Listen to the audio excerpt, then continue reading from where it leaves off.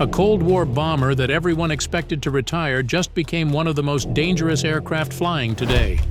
Right now, 45 B-1B Lancers are being transformed into something the world has never seen. Flying missile platforms capable of carrying 36 long-range weapons on a single aircraft. That is more firepower than most entire air forces can put in the sky.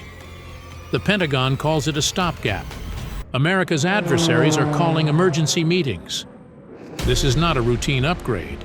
It is a complete reinvention. The bomber that refused to die. Back in the 1970s, the Air Force had a problem. The B-52 Stratofortress could haul a huge load across an ocean, but it was slow and easy to track. Newer jets could go fast, but they did not have the range or payload. Planners wanted both in one machine: the long legs and heavy bomb load of a B-52 and the high speed of newer supersonic aircraft, so it could punch through thick Soviet air defenses. That wish list became the B-1A program. The first B-1A prototype flew in late 1974 and showed what the idea could do, reaching about Mach 2.2 at high altitude in testing. On paper, the B-1A was exactly what the Air Force wanted. In real life, money and politics got in the way. By the late 1970s, President Jimmy Carter's team looked at the price tag and the rise of long-range cruise missiles and decided the bomber was no longer worth it. In 1977, the program was canceled. For a while, it looked like the B-1 idea would be just another Cold War dead end. Then Ronald Reagan walked into the White House. His team did not want to bet everything on cruise missiles and the still-secret stealth bomber project that would later become the B-2. They needed something they could put into service sooner. In 1981, the B-1 came back to life as the B-1B. The design was changed on purpose. Top speed at high altitude dropped to about Mach 1.25 instead of the earlier Mach 2+. But the aircraft got a stronger airframe, better electronics, and more fuel and weapons capacity. The trade was simple: less raw speed, better low-level performance, a smaller radar picture, and a much heavier punch. One of the clever parts of the design is easy to see even from far away. The B-1B has variable sweep wings. In plain language, the wings move. When the jet is taking off, landing, or cruising for a long time, the wings swing forward. That gives more lift and better fuel economy. When the crew needs speed down low, the wings sweep back tight against the body, making the jet more sleek so it can knife through the air at high subsonic speed just a few hundred feet above the ground. Those moving wings, plus 4 powerful turbofan engines, gave the bomber short runway performance and serious flexibility. The B-1B rolled into service in the mid-1980s as a nuclear bomber. The Air Force got 100 of them, all delivered by 1988. At that time, the job was very clear. In a full nuclear war, a B-1B would take off with up to 24 nuclear-armed cruise missiles or gravity bombs loaded into its 3 internal bomb bays. Together with the older B-52 and the stealthy B-2 Spirit, it formed one leg of the American triad in the sky. The B-1B's low-level speed and big payload were meant to let it streak under Soviet radar, hit hardened targets, and get out. Then the target it was built for simply vanished. The Soviet Union fell apart in the early 1990s. Arms control deals followed, including the Strategic Arms Reduction Treaty, which pushed the United States to cut back on nuclear delivery systems. The B-1B was an easy target on paper. The Air Force removed its nuclear role in 1994, shifted it to conventional missions only, and began a long physical conversion. Nuclear wiring and related gear came out. The external hardpoints under the fuselage, once meant for nuclear cruise missiles, were covered or locked and could no longer be used for that mission. That conversion work ran from about 2007 and was finished in 2011. That change could have been the beginning of the end. Instead, it turned the B-1B into something new. Once the nuclear burden was gone, commanders were free to use it hard in real wars. It moved into Air Combat Command and later to Air Force Global Strike Command as a pure conventional bomber. The jet that had been built to start World War III suddenly became the one you called when you needed a lot of regular bombs dropped with precision. Combat came late for the Cold War machine. The B-1B's first war was Operation Desert Fox in December 1998. when it flew out of bases in the Middle East to hit Iraqi targets that refused to follow United Nations rules. Not long after, B-1Bs were in the skies over the Balkans during the 1999 Kosovo campaign. Those early missions showed something important. With its 3 internal bays and high subsonic speed, the bomber could carry a large mixed load of bombs and still respond quickly when a new target popped up. The real test, though, came after the attacks of September 11, 2001. When the United States went into Afghanistan, the B-1B became one of the main tools for supporting troops in contact. In the first 6 months of Operation Enduring Freedom, just 8 B-1Bs dropped almost 40% of all the bombs used by coalition aircraft, including about 3,900 GPS-guided Joint Direct Attack Munitions, or JDAM. A JDAM is basically a regular iron bomb with a smart kit bolted on so it can steer itself to GPS coordinates. Ground teams could call in targets by radio, pass exact coordinates, and watch a B-1B drop precision weapons from high altitude that landed within a few yards of friendly forces without hitting them. For soldiers and special forces on the ground, having a B-1B overhead felt like having a giant flying artillery battery that never ran out. Its huge fuel load meant it could stay in the air for long stretches. Its large internal bays meant it could carry a mix of bombs set up for different kinds of targets. Small guided weapons for a single building, larger ones for caves or bunkers, and so on.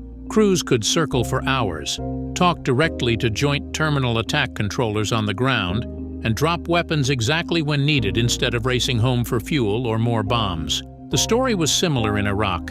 During the 2003 invasion, B-1Bs dropping JDAMs were used not just against frontline units, but also against command bunkers, air defense sites, and bridges.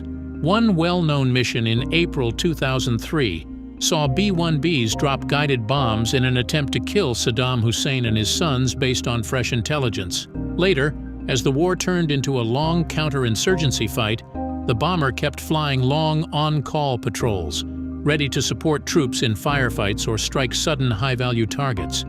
For many soldiers on the ground, it stopped being just a distant symbol of nuclear power and became something much more real, a lifesaver when things got dangerous. Even as the wars dragged on, the B-1B kept adding new tools. Crews gained modern targeting pods that could zoom in on a single building from high altitude, track moving vehicles, and send live video back to commanders.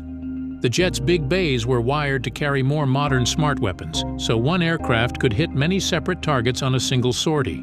In 2018, a B-1B strike on Syrian chemical weapon sites marked the first combat use of the long-range Joint Air-to-Surface Standoff missile, a stealthy cruise missile fired from far outside enemy air defenses. The jet is still doing that kind of work today. In early February 2024, B-1Bs launched from the United States and hit militant targets tied to Iran in Iraq and Syria, alongside other American aircraft. Around the same time, crews from Dyess Air Force Base in Texas flew a mission that lasted about 34 hours. They took off from home, struck targets in Iraq and Syria, and flew all the way back without landing. By the late 2000s and early 2010s, the B-1B had quietly earned a painful title inside the Air Force. It was the most maintenance-hungry aircraft in the entire inventory. Reports from the time put it at roughly 70 or more man-hours of maintenance for every single flight hour. Leaders started to worry. The wear and tear was not just about lost paint or faded cockpits. Cracks showed up in key structural areas, like the joints where the big wings pivot. Some jets spent more time on jacks in the hangar than in the air. When the Air Force took a hard look in 2020 and 2021, the numbers were ugly. General Timothy Ray, then head of Air Force Global Strike Command, warned that getting the worst B-1Bs back to a healthy baseline would cost tens of millions of dollars per aircraft, and that was only for the problems they already knew about. The answer was a painful cut. In 2021, the Air Force retired 17 of the roughest B-1Bs. That left 45 bombers in the active fleet, with parts and maintenance money focused on keeping the best jets in fighting shape. Many of the retired aircraft were sent to the desert boneyard at Davis-Monthan Air Force Base in Arizona. For years, many people assumed the B-1B would just hang on until the shiny new stealth bombers arrived, then quietly leave. Once planners saw how steep the dip in bomber numbers could be, they started asking a new question. Instead of letting the B-1B shuffle toward the exit, what if they squeezed more value out of the airframes that were still healthy? What if this jet did not have to be just the tired workhorse of old wars, but could become the main truck for new kinds of long-range missiles, while the rest of the bomber force caught up? That is where the hidden parts of the design came back into view. From the start, the B-1B had 3 large internal bomb bays and 6 external hardpoints under the fuselage. In the nuclear days, those outside stations were meant to carry cruise missiles. When the bomber was turned into a conventional-only platform, most of those external points were effectively shut down to stay inside treaty limits. They did not disappear, though. The structure was still there, waiting. Around 2019 and 2020, test crews at Edwards Air Force Base began to prove that those old hardpoints could work again for conventional weapons. In one key step, they flew a B-1B with an inert joint air-to-surface standoff missile hung under the fuselage. Next, they went further and dropped an inert version of that missile from an external pylon in a test over New Mexico. The message inside the test community was simple but huge. The jet could safely carry and release modern long-range weapons on the outside again. By this point, the B-1B had already proven it could carry a huge load inside its bays and stay in the fight for very long missions. It had survived brutal years in Iraq and Afghanistan, outlasted attempts to kill the program, and shown that it could adapt to new weapons and new wars. Now engineers were looking at the airframe and seeing spare real estate for even more firepower. The next question inside the Air Force was blunt and a little bit scary. If you bolt modern racks and modern missiles onto this thing and use every inch of space it has, just how dangerous can one B-1B Lancer really become? The upgrade that made the B-1B more dangerous than ever. The plan moved from idea to real money in the budget for fiscal year 2026. In that proposal, the United States Air Force asked for a little over $50 million for something with a very dry name: the External Heavy Stores Pylon Program. In plain language, that line of text is the cash needed to bolt new weapon racks under the B-1B, wire them into the jet's brain, and prove that this old bomber can safely carry big missiles on its belly at high speed. To make that happen, Boeing brought forward a design it had been working on with its own money. The company calls it the Load Adaptable Modular Pylon. That name sounds complex, but the basic idea is not. Think of it as a very strong, very smart roof rack for missiles that hangs under the bomber instead of on top of a car. The pylon can be set up in different ways depending on what you hang on it, so the same hardware can hold a long cruise missile on one mission or a heavy guided bomb on another. What makes the new rack so important is how much weight it can take. The load-adaptable pylon is meant to handle around 7,500 pounds per station. That is heavy enough for large cruise missiles or even future hypersonic weapons, while still keeping the bomber within safe limits for stress and balance.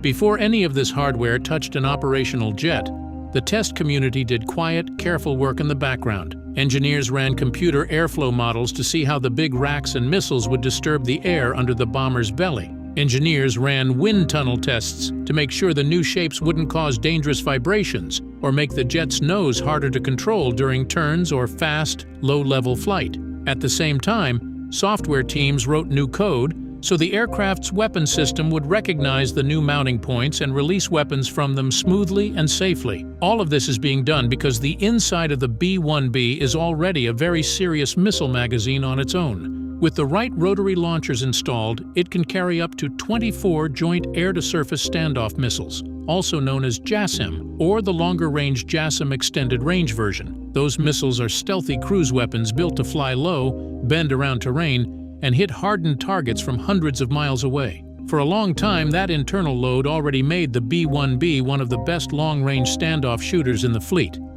The Long-Range Anti-Ship Missile, or LRASM, rides on the same basic body as JASSM, but is tuned to hunt ships at sea.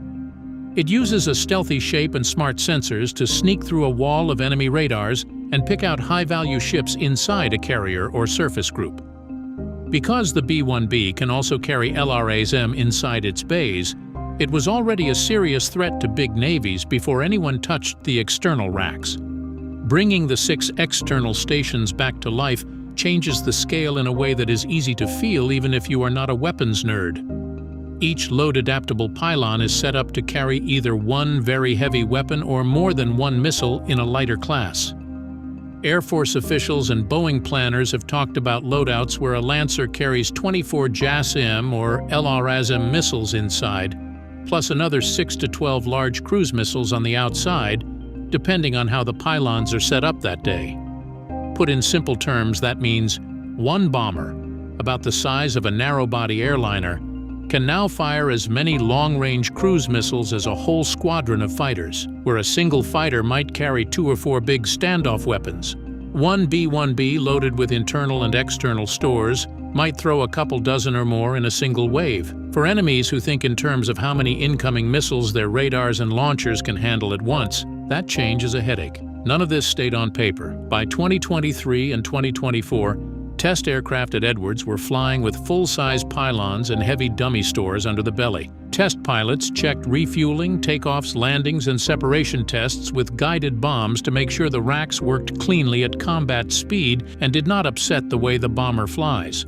Inside the Air Force, people started to talk about the B-1B in a new way. Instead of thinking of it as just a bomber that drops a mix of dumb and smart bombs, planners were now looking at it as a high-capacity standoff launcher, almost like a flying missile barge. The question became less about how many bombs it can drop on one target area, and more about how many smart missiles it can send into a region from far away in the first hours of a fight. One of the clearest new roles for the upgraded jet sits out at sea. The long-range anti-ship missile is built for one job. It sneaks toward big surface ships and hits hard enough to break them. When you match that weapon with a B-1B carrying a full set of internal and external stores, you get a very nasty tool for hunting large navies.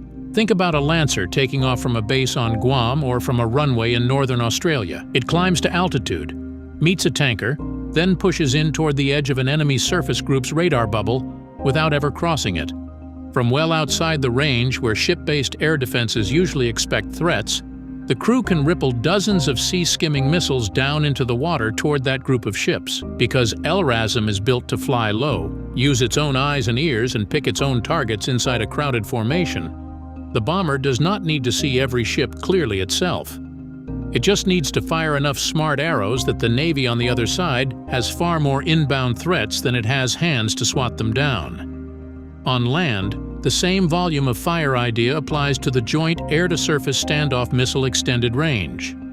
Modern air defense networks are not just one missile battery with one radar. They are layers of different radars, launchers, and command posts tied together by data links. In a real war, the side that wins the first few days is often the side that can break that network faster. Here, the upgraded B-1B can act like a very large can opener. Instead of diving through the air defenses to drop bombs on single sites, it can stay outside the ring of enemy surface-to-air missiles and throw long-range cruise missiles at the key pieces that make the whole network work. Some missiles go after search radars, others hit the radars that guide the missiles, others smash the command posts that tell the whole system what to do. One bomber, loaded inside and out, can send a storm of precise shots that peel open a path for stealth fighters and other bombers that follow. Under all of this sits the piece of the upgrade that gets the most attention: the link to hypersonic weapons. In this context, hypersonic simply means a missile that flies around 5 times the speed of sound or more for much of its trip. At that speed, defenders have very little time to see the weapon, track it, decide what to do, and fire their own interceptor. The rocket pushes the glide body to hypersonic speed, then drops away, and the glide piece skips through the upper air toward the target. Early flight tests used the B-52, but newer budget plans bring ARRW money back and point to the B-1B as another launcher once the new pylons are in place. The other major program is the Hypersonic Attack Cruise Missile, or HACM. This missile uses an air-breathing scramjet engine instead of a pure rocket, so it can stay at hypersonic speed for a long time inside the atmosphere. Because HACM is designed to be smaller and lighter than earlier hypersonic concepts, it should fit inside bomber weapons bays and also on fighter-sized aircraft. Open sources already suggest it could eventually be carried by bombers like the B-1, B-2, and B-52, as well as fighters such as the F-15. How the B-1B is changing the global bomber game. The plan is not to keep the Lancer forever, but it is not going away tomorrow either. After retiring the roughest airframes, the Air Force is working to keep the remaining fleet healthy, with engine and structure work meant to carry them at least into the early 2030s while the B-21 ramps up. Official roadmaps still point to a future where B-21s and upgraded B-52s are the final two bomber types, with the B-1 and B-2 bowing out once enough raiders are on the ramp. But until those stealth bombers and new B-52 engines arrive in real numbers, the Lancer is the bridge. It is the fast, low-flying shooter that holds the line so the rest of the force does not fall off a cliff.